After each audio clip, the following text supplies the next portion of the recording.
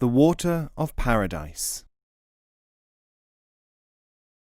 Harith the Bedouin and his wife Nafisa, moving from place to place, pitched their ragged tent wherever a few date palms, grazing scrub for their camel, or a pool of brackish water were to be found. This had been their way of life for many years, and Harith seldom varied his daily round, trapping desert rats for their skins, twisting ropes from palm fibres to sell to passing caravans. One day, however, a new spring appeared in the sands, and Harith scooped a little of the water into his mouth. To him this seemed the very water of paradise, for it was far less foul than his usual drink. To us it would have seemed repulsively full of salt. "This," he said, "I must take to one who will appreciate it." He accordingly set off for Baghdad and the palace of Harun al-Rashid, travelling without pausing to do more than munch a few dates. Harith took 2 goat skins of water, one for himself, the other for the caliph. Days later he reached Baghdad and marched straight to the palace. The guards listened to his tale and, only because it was the rule, they admitted him to the public audience of Harun. "Commander of the faithful," said Harith, "I am a poor Bedouin, and know all the waters of the desert, though I may know little of other things. I have just discovered this water of paradise, and realizing that it was a fitting gift for you, have come at once to make it as an offering." Harun the straightforward tasted the water, and because he understood his people, he told the guards to take Harith away and lock him up for a time until his decision might be known. Then, calling the captain of the guard, he told him, "What to us is nothing, to him is everything. Take him, therefore, by night from the palace. Do not let him see the mighty river Tigris. Escort him all the way to his tent, without allowing him to taste sweet water. Then give him 1,000 pieces of gold, and my thanks for his service. Tell him that he is the guardian of the water of paradise, and that he administers it for any traveller in my name, to be freely given away."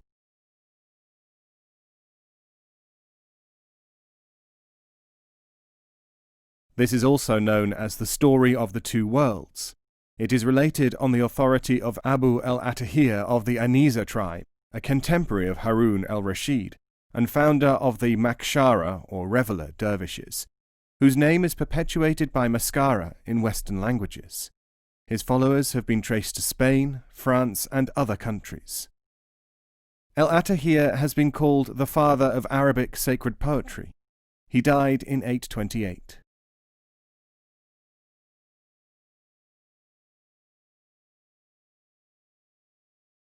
The Horseman and the Snake. There is a proverb that the opposition of the man of knowledge is better than the support of the fool. I, Salim Abdali, bear witness that this is true in the greater ranges of existence, as it is true in the lower levels.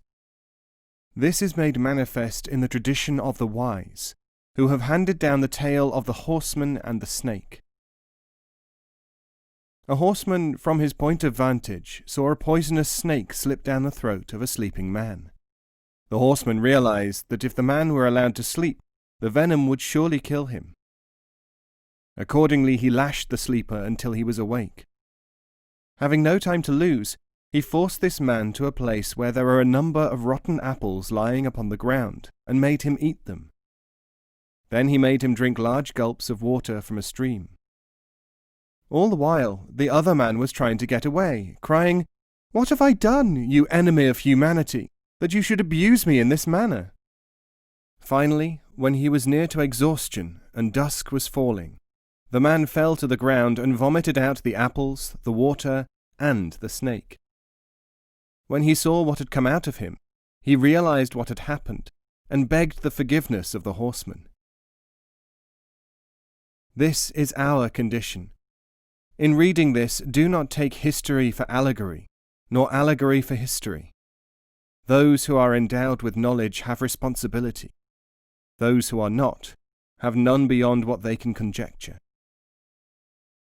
The man who was saved said, If you had told me, I would have accepted your treatment with a good grace." The horseman answered, "If I had told you, you would not have believed, or you would have been paralyzed by fright, or run away, or gone to sleep again, seeking forgetfulness, and there would not have been time." Spurring his horse, the mysterious rider rode away. Salim Abdali, 1700 to 1765, brought down upon the Sufis almost unprecedented calumnies from intellectuals for claiming that a Sufi master will know what is wrong with a man and may have to act quickly and paradoxically to save him, thus incurring the fury of those who do not know what he is about. This story Abdali quotes from Rumi. Even today, there are probably not many people who will concede the claims inherent in the tale. Yet this statement has been accepted in one form or another by all Sufis. Commenting upon this, the master Haidar Gul says only, "There is a limit beyond which it is unhealthy for mankind to conceal truth, in order not to offend those whose minds are closed."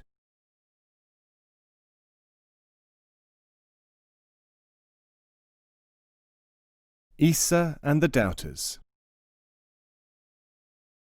It is related by the master Jalaluddin Rumi and others that one day Isa, the son of Miriam, was walking in the desert near Jerusalem with a number of people, in whom covetousness was still strong.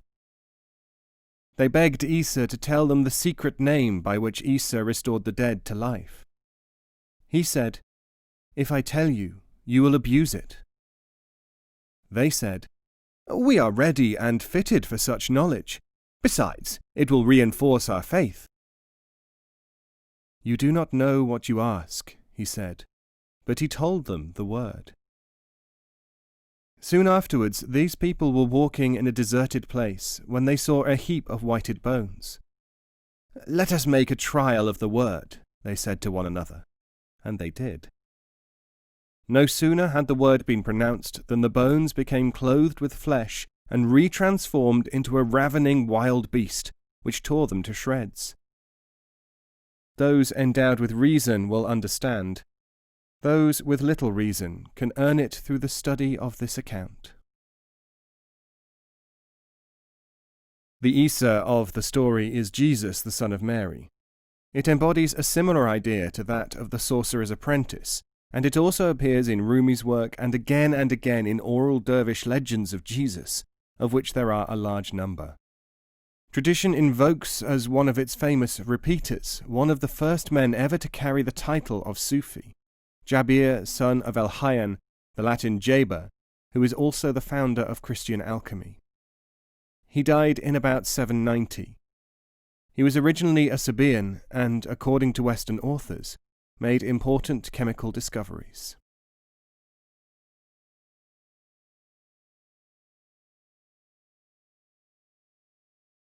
In the street of the perfume sellers. A scavenger, walking down the street of the perfume sellers, fell down as if dead. People tried to revive him with sweet odours, but he only became worse.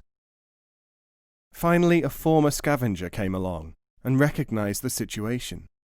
He held something filthy under the man's nose, and he immediately revived, calling out, "This is indeed perfume." You must prepare yourself for the transition in which there will be none of the things to which you have accustomed yourself.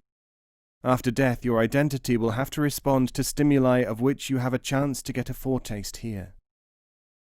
If you remain attached to the few things with which you are familiar, it will only make you miserable, as the perfume did the scavenger in the street of the perfume makers.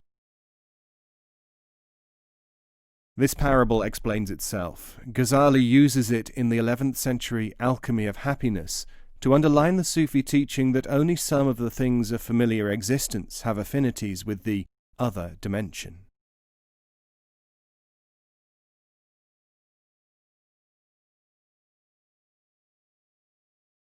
The Parable of the Greedy Sons. There was once a hard-working and generous farmer who had several idle and greedy sons. On his deathbed, he told them that they would find his treasure if they were to dig in a certain field. As soon as the old man was dead, the sons hurried to the fields, which they dug up from one end to another, and with increasing desperation and concentration when they did not find the gold in the place indicated. But they found no gold at all. Realizing that in his generosity their father must have given his gold away during his lifetime, they abandoned the search. Finally, it occurred to them that since the land had been prepared, they might as well now sow a crop. They planted wheat, which produced an abundant yield. They sold this crop and prospered that year. After the harvest was in, the sons thought again about the bare possibility that they might have missed the buried gold, so they again dug up their fields with the same result. After several years they became accustomed to labour and to the cycle of the seasons, something which they had not understood before. Now they understood the reason for their father's method of training them, and they became honest and contented farmers. Ultimately, they found themselves possessed of sufficient wealth no longer to wonder about the hidden hoard. Thus it is with the teaching of the understanding of human destiny and the meaning of life. The teacher, faced with impatience, confusion, and covetousness on the part of the students, must direct them to an activity which is known by him to be constructive and beneficial to them, but whose true function and aim is often hidden from them by their own rawness.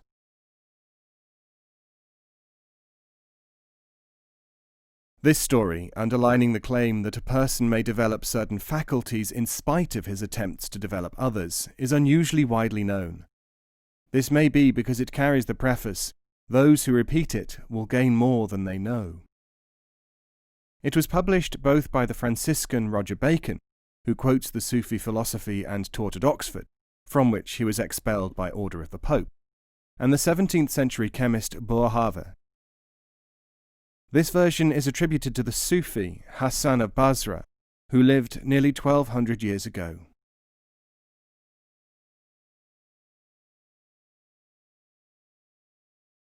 The nature of discipleship. It is related by Ibrahim Khawas that when he was a youth he wanted to attach himself to a certain teaching master. He sought out this sage and asked to become his disciple. The teacher said, "You are not yet ready." Since the young man was insistent, the sage said, "Very well, I will teach you something. I am going on a pilgrimage to Mecca. Come with me." The disciple was overjoyed. "Since we are travelling companions," said the teacher, "one must lead and the other obey. Choose your role." "I shall follow, you lead," said the disciple. "I shall lead, if you know how to follow," said the master. The journey started.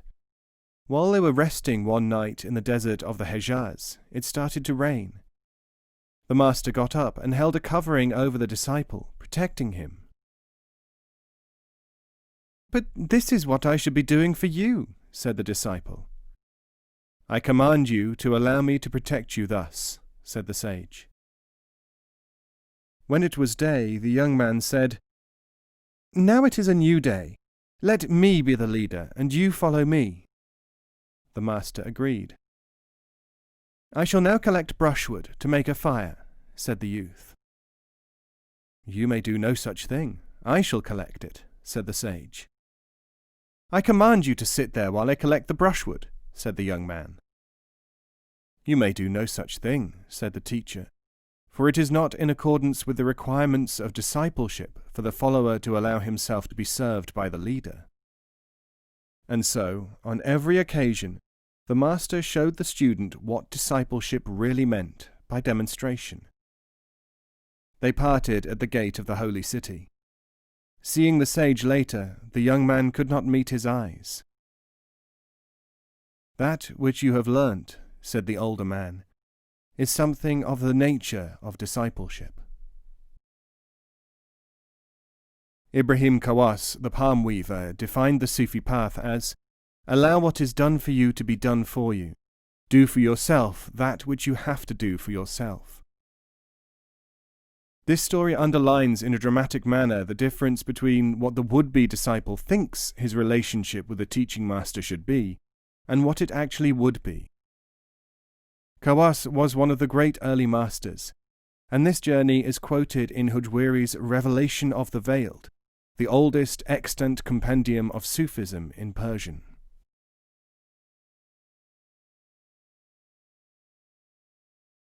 The initiation of Malik Dinar.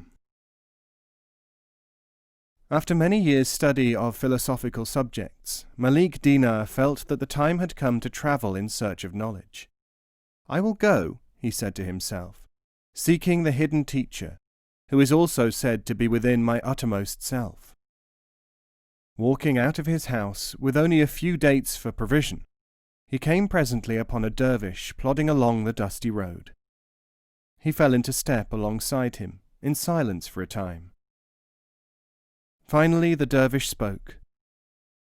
"Who are you, and where are you going?" "I am Dinar, and I have started to journey in search of the hidden teacher." "I am Malik Fatih, and I will walk with you," said the dervish. "Can you help me to find the teacher?" asked Dinar. "Can I help you? Can you help me?" asked Fatih, in the irritating manner of dervishes everywhere. "The hidden teacher, so they say, is in a man's self. How he finds him depends upon what use he makes of experience. This is something only partly conveyed by a companion." Presently they came to a tree, which was creaking and swaying. The dervish stopped. "The tree is saying," he said after a moment, "something is hurting me. Stop a while and take it out of my side, so that I may find repose." "I am in too much of a hurry," replied Dinar, "and how can a tree talk anyway?" They went on their way. After a few miles the dervish said, "When we were near the tree, I thought that I smelt honey. Perhaps it was a wild bee's hive which had been built in its bole." "If that is true," said Dinar, "let us hurry back, so that we may collect the honey which we could eat and sell some for the journey." "As you wish," said the dervish. When they arrived back at the tree, however, they saw some other travellers collecting an enormous quantity of honey. "What luck we have had," these men said. "This is enough honey to feed a city. We poor pilgrims can now become merchants. Our future is assured." Dinar and Fatih went on their way. Presently they came to a mountain on whose slopes they heard a humming. The dervish put his ear to the ground. Then he said, "Below us there are millions of ants building a colony." This humming is a concerted plea for help. In ant language it says, "Help us, help us. We are excavating but have come across strange rocks which bar our progress. Help dig them away." Should we stop and help, or do you want to hasten ahead? "Ants and rocks are not our business, brother," said Dinar, "because I, for one, am seeking my teacher."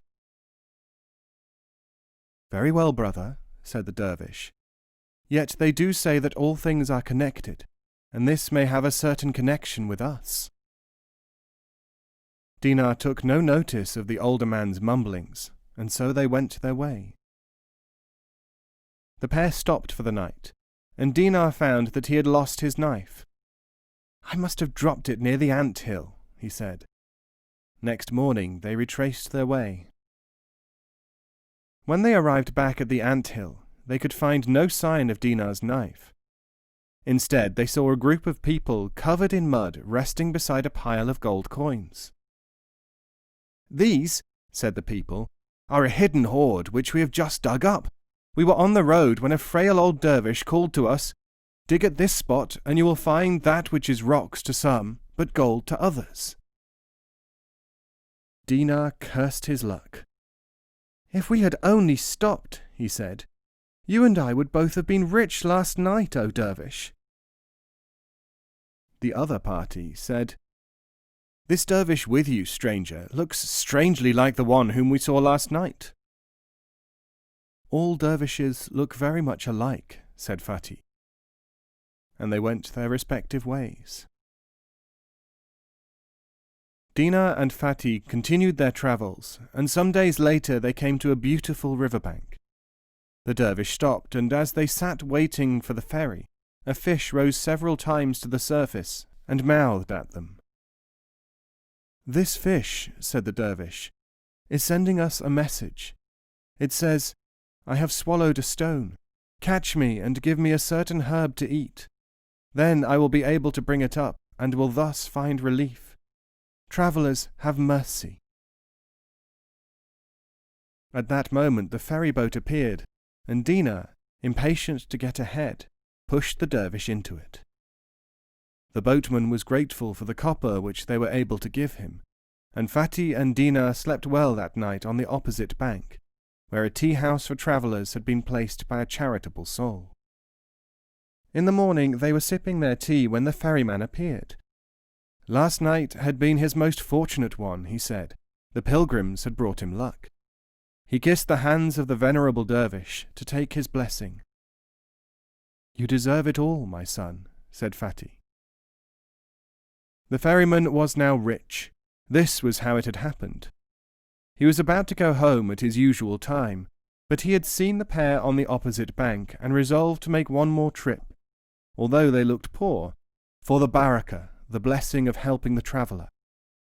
When he was about to put away his boat, he saw the fish, which had thrown itself on the bank. It was apparently trying to swallow a piece of plant. The fisherman put the plant into its mouth. The fish threw up a stone and flopped back into the water. The stone was a huge and flawless diamond of incalculable value and brilliance. "You are a devil!" shouted the infuriating Dinar to the dervish Fatih. "You knew about all three treasures by means of some hidden perception, yet you did not tell me at the time. Is that true companionship? Formerly my ill luck was strong enough, but without you I would not even have known of the possibilities hidden in trees, ant-hills, and fish of all things."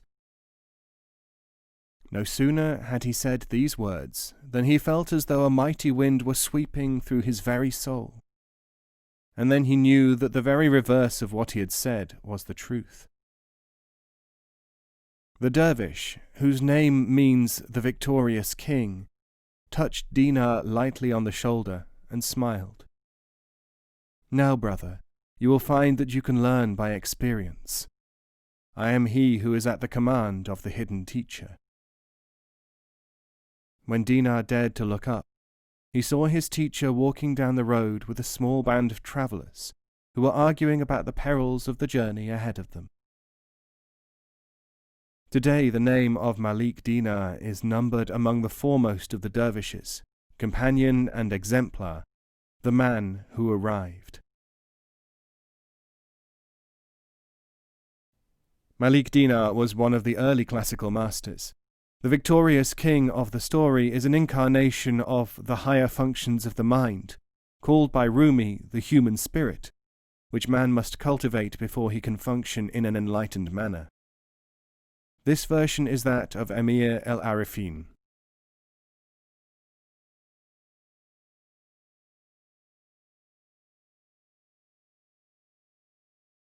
The Idiot and the Browsing Camel. An idiot looked at a browsing camel. He said to it, "Your appearance is awry.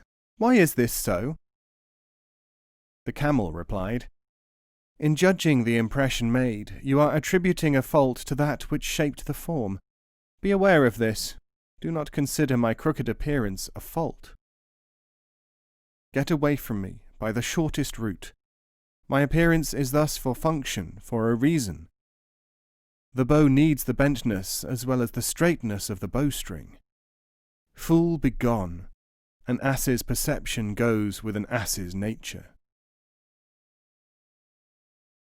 Maulana Majdood, known as Hakim Sanai, the illuminated reviving sage of Ghazna, writes extensively on the unreliability of subjective impressions and conditioned judgments. One of his sayings is, "In the distorting mirror of your mind, an angel can seem to have a devil's face." This parable is from his Walled Garden of Truth, which was written about 1130.